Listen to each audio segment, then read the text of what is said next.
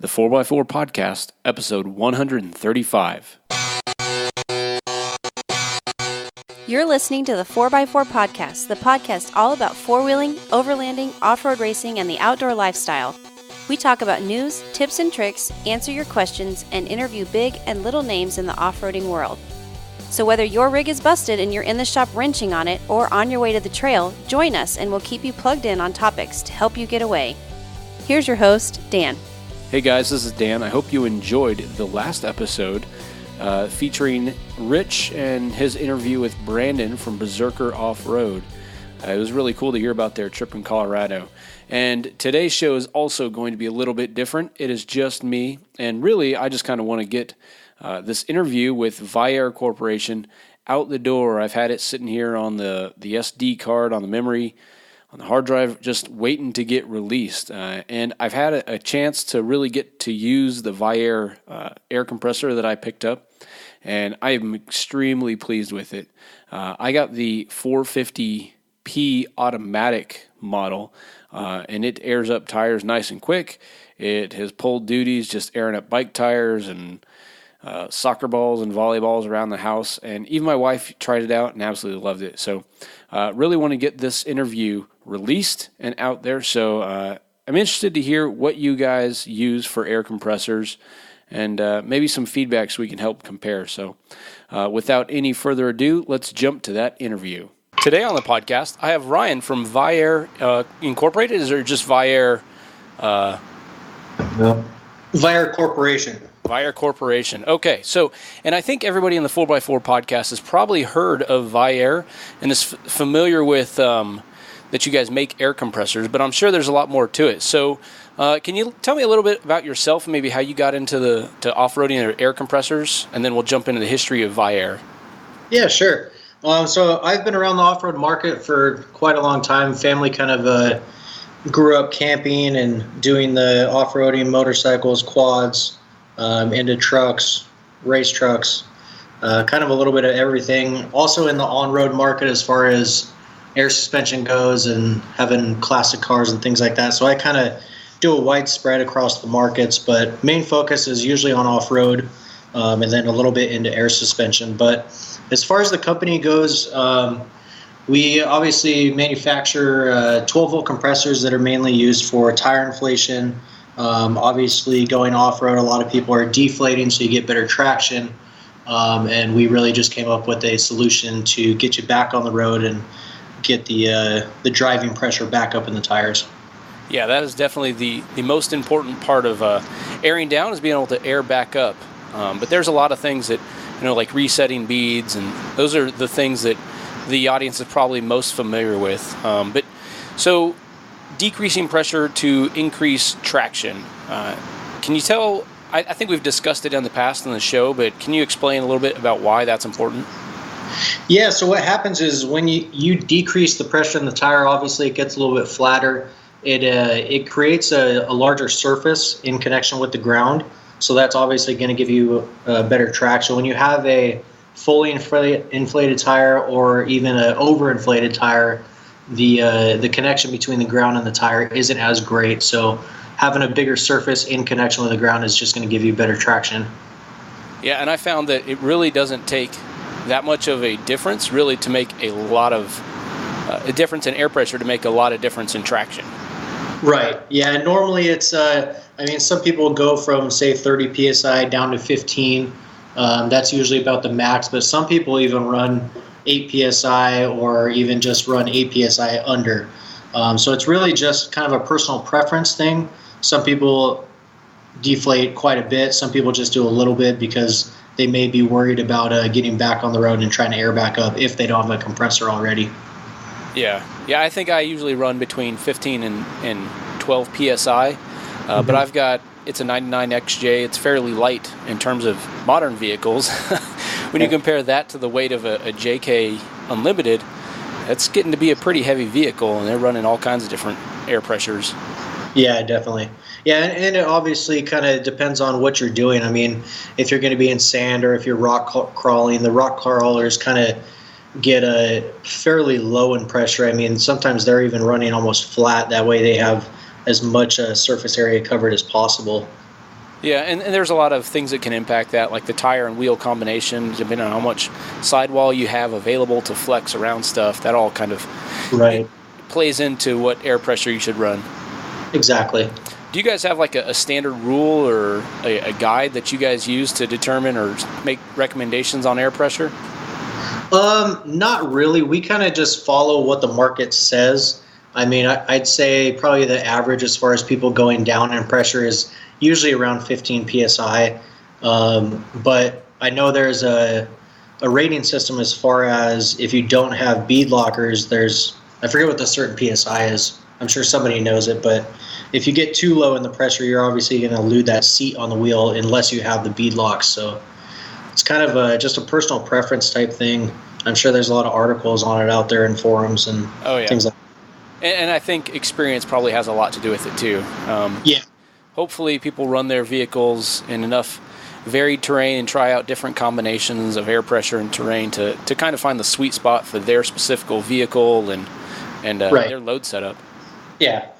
Yeah, like I said, it just depends on what they're doing, how heavy the vehicle is. So there's kind of a lot of factors, and I wouldn't want to say, hey, this is the pressure you want to run when it's really just it's kind of up to the enthusiast.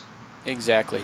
Well, I think we have clearly established that everybody that is off-roading probably should have an air compressor in their array of toolkit, whether they're just going out for a regular trip or for longer expedition type things. So what kind of air compressors would you recommend somebody have on their vehicle, or how do they decide? Because I know you guys have a wide variety of different capacities or speeds and things like that. Yeah, so to be honest, with our the offering that we have, I mean, it's pretty vast. We try to come up with a product that will work for any situation. So we'll get down into low pressure, low tires, or smaller size tires that don't really need the volume. And then you can get into onboard air compressors that can run single compressors or dual compressors, and that's when those will be used for air lockers, which are pretty common in the crawlers and off-roading, and then getting into air tools and things like that. So it's really just depends on the size tires that somebody's filling, the uses that they're going to be using it for. For example, if they're just using it for tire inflation, our portables are more than capable of doing that.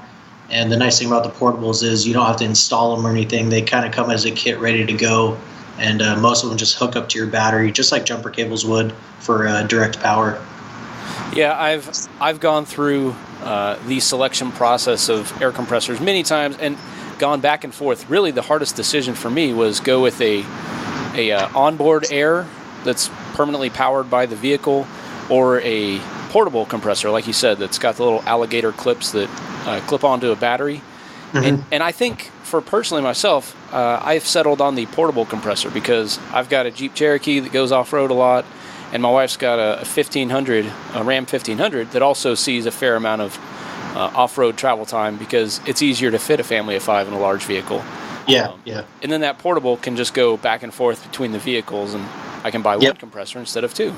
Yeah, and that's one of the nicest thing about the portables is I always tell people if you have multiple vehicles, like in your situation, or say if you didn't want the Jeep anymore and you sold it and got another vehicle, you could always take that portable quickly out of the vehicle and transfer it into the new vehicle, and you're ready to go. It's you don't have to worry about installing anything or uninstalling anything if you sell the vehicle. So it's just the portables are a plus all around if you're just using it for tire inflation. Obviously, you can also use them for air mattresses if people are getting into the overlanding. There's quite a few uses for air that I think people don't really realize, more than just the tire inflation. Yeah, so when we're talking air compressors, there's a couple little bits of information that kind of influence the compressor that you're going for. Can you explain a little bit about what somebody needs to think about when they're selecting an air compressor? Yeah, so the main thing is probably the max working pressure of the compressor itself. Obviously, we have some lower pressure ones and then some higher pressure ones that in the portable range, they go all the way up to 150, which isn't really pertinent in the off-road industry, but getting into motorhomes and things like that, some of those go up to 130 PSI max. So the main thing for people to focus on is the pressure that they're looking to fill the tire. They want to make sure the compressor is rated to that max pressure. And then the next most important thing is going to be the duty cycle of the compressor. So the duty cycle is the percentage of an hour that the compressor can run continuously. So for example, if you have a 33% duty cycle compressor, you can run it for 33% of an hour, which is about 20 minutes. And where the tire size comes into play is if you're filling, say, 35-inch size tires, and it's got a fill rate of 4 minutes per tire, you're already going to be running for 16 minutes. So that's going to be coming close up to the duty cycle, still more than capable of handling it. But where the higher duty cycle comes into play is if you're going out with your buddies, you have a compressor and they don't, and then you're going to end up filling 4 or 8 tires up. That's where the higher duty cycle ones will come into play. Gotcha. Yeah, so I'm looking here on viaircorp.com, and it's a pretty easy site to navigate. You can easily pick between the portables, dual packs, and the onboard air systems, but you got a bunch of other series of air compressors that I hadn't even really noticed before. Yeah, we've got like I said, a wide variety of systems that are for different applications. We kind of get into all markets, not just off-road, but like I said, air suspension, getting into the industrial markets, the agricultural markets, marine, pretty much anything that requires air, we have a solution for, which is why you'll see we have, single compressors, we have H model compressors, we've got IG series compressors, onboard air kits, and then you guys might be familiar with the 2-on-2 bolt-on platforms, which are they were brought out specifically for the JKs, which we've kind of gotten away from doing vehicle-specific things, but those were a heck of a kit. 2 compressors mounted on top of a 2-gallon tank, and you can run air tools off of them. But yeah, we just have a pretty wide variety. We've got compressor selection tools on the websites, which help you choose the correct compressor for your application. And then it's off right now, but we've got a live chat service directly on our website, which is actually live people instead of robots that are giving you automated responses. So we try to help the customers out as much as we can, as trying to get the correct compressor for what they're doing. That's funny that you mentioned that, because I just clicked onto the 2-on-2 page to see how the 2 air compressors are mounted together for both power, and then it looks like they both put the air into a single tank. Mm-hmm. Yeah, so they both power on. They'll essentially fill that tank at the same time. The advantage of having the dual compressors is obviously you have 2 compressors working to fill the same tank, so it's going to fill a lot faster than as if it were a single compressor. That 2-on-2 kit was actually brought out for the 07 to 11 JKs, and you'll see there's a couple of JK specific ones still on there. What they have is a cross-member mounting bracket, which mounts directly between the old radiator and the engine. There used to be a perfect spot for that compressor kit. And on the newer vehicles, that location is no longer there. I think the engine's got a little bit bigger, more beefier. So it's really only for the 07 to 11. But it's a killer kit. With that one, you can, like I said, run air tools, run air lockers, air horns if you have them, tire inflation up to 40-inch tires. Really, that's one of the bigger kits that we have that's pretty vehicle specific, but it also comes in a universal kit as well. Yeah, I was looking at the universal one because there's very few companies making things like this specifically for my type of vehicles so far, but that universal looks like a pretty good application. But like you mentioned, there's not a whole lot of room inside the engine compartment for a lot of the newer vehicles. And You see people mounting them in all kinds of probably ill-advised locations, like under the vehicle. Yeah, we've seen them underneath the vehicle. So the main thing to keep in mind with our compressors is the larger ones that are usually in our onboard air kits, or like the 2-on-2, for instance, they are IP67 rated, so they have a pretty high water and dust resistance rating. They're completely sealed. The only part that isn't sealed is, I don't know if you're still looking on the page, but in between the 2 compressors, there's a little fitting there, which is the intake air filter. As long as that stays clean and dry, these compressors can be covered in dirt, splashed with water. They can be submerged as long as the compressors aren't running while they've been submerged. But as far as that, you can definitely mount these underneath the vehicle or anywhere where there's room, as long as that air filter is remote mounted. Okay. Have you seen somebody like run that intake to like the vehicle's intake? So it's behind a filter. I mean, if the engine's running safely, then the air compressor in theory could also run safely. Yeah, exactly. So it'll most of the kits, well, actually all of our kits will come with a 2-stage filter element. So a lot of people, what they'll do is they'll just run an air line from that fitting and run that up into the engine bay where the original air filter is. That way you know it's kind of a clean and dry area. The compressor is still using its own filter, which is designed for that compressor, and then you know everything's safe.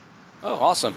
And just based on the pictures there, it looks like you guys are using some really high-quality automotive-grade electrical connectors, so even your electrical bits are going to be safe from water and dust intrusion. Yeah, exactly. So those 2-on-2 kits, they do come with Delphi connectors, which are pretty wide known across the industry, which we obviously use those because of the moisture and dirt that could get in there because of the environment they're used in. But yeah, those connectors are high quality, and that's exactly what they're designed for. Awesome. Well, I know that there's a lot of different air compressors out there on the markets. What kind of sets Viair apart from all your competition? I think the main thing is, well, obviously one I like to pride myself on because I kind of run the department in it, but the customer service. I mean, I've dealt with companies on a personal level and also on just a business level that you don't really get the customer service anymore. And I know a lot of people are kind of getting away from the customer service, but we try to stick with it and answer all the incoming calls. And going back to the live chat feature on the website, those are live people. It's not like you're talking to a robot. But customer service is one of the main things that sets us apart. You can always pick up a call and call us, and we have the answers pretty much right away. Another thing that sets us apart is we do all of our in-house testing is done here. So we have a full quality control team that works Monday through Friday, 8 to 5. They test all the incoming compressors, make sure they're all working correctly, make sure they get out the door correctly.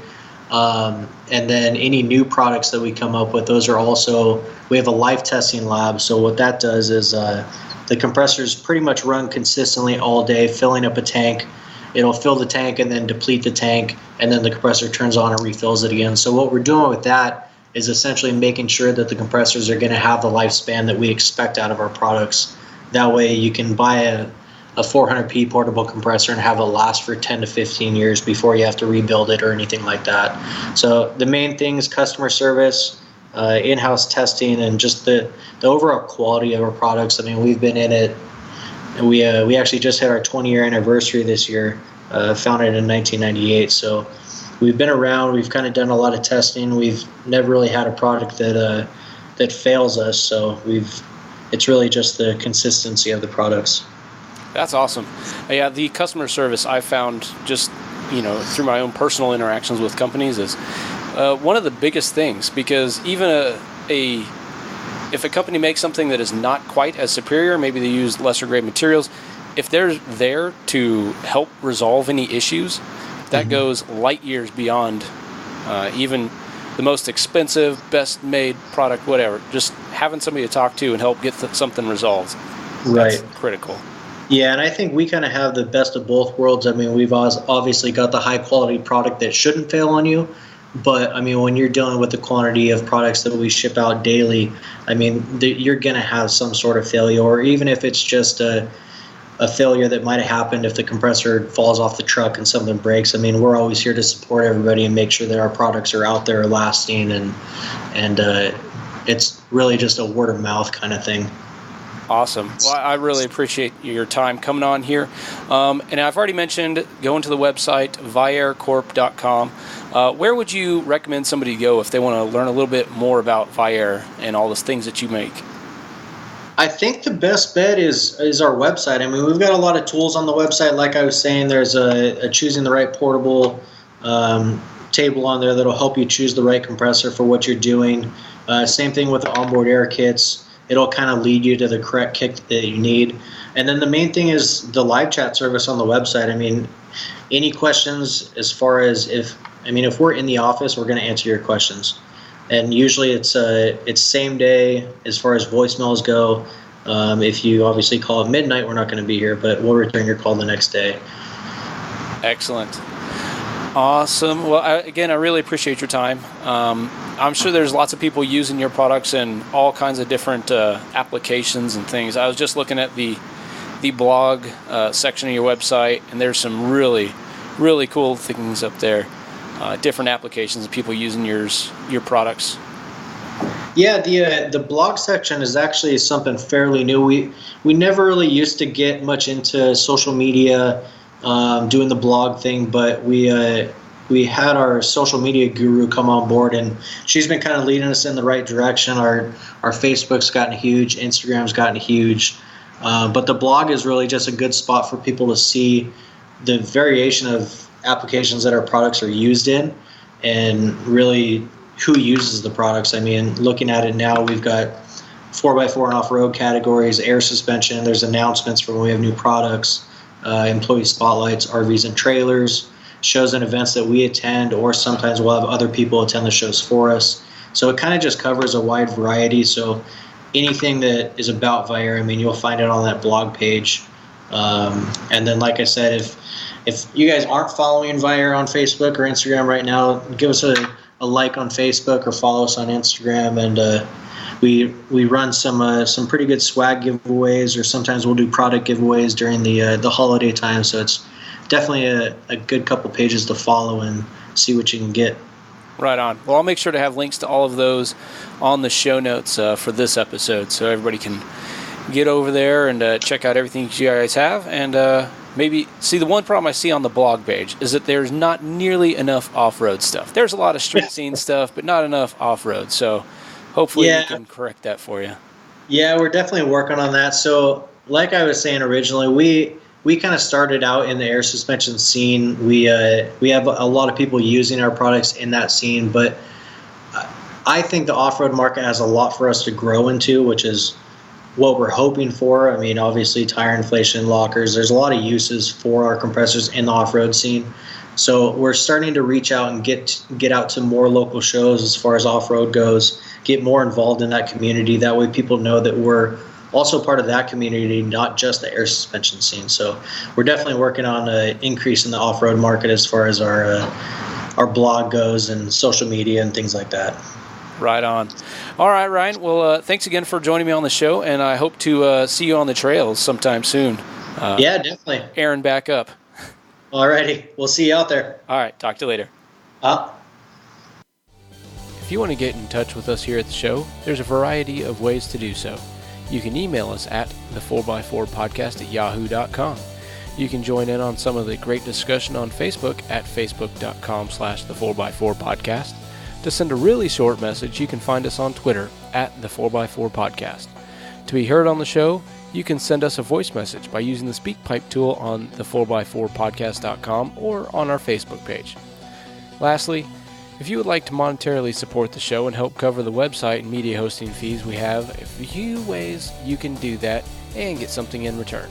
If you shop on Amazon, then go to the4x4podcast.com/Amazon and shop like you normally would. You can also go to the4x4podcast.com/support and pick up some stickers or use any of the affiliate links on that page. The most important way that you can support the show is by telling your friends about your favorite off-roading podcast. Now it's time to hit the trails, so God bless, tread lightly, and be safe out there while exploring your world.